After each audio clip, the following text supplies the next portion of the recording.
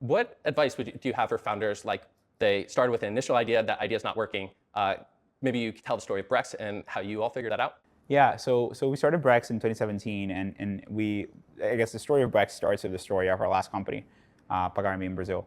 And the story of that company is we were doing basically the sort of merchant side of things, the merchant acquiring side of things when you're accepting the credit card. And it was an online payment processing company similar to Stripe.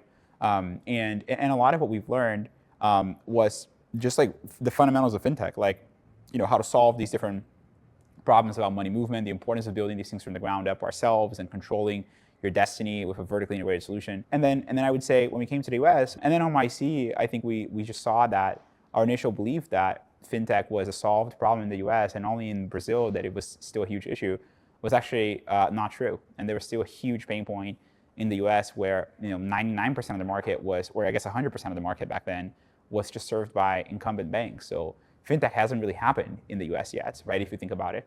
And a lot of our belief was, what if we just rebuild a lot of these core systems from the ground up?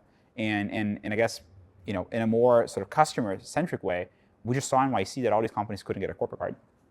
And we started to think, well, like, what do we do about it? And we thought we could build a better solution, just tailored on that initial segment.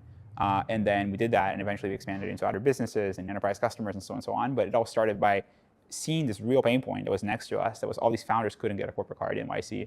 And we thought we could do something better for them.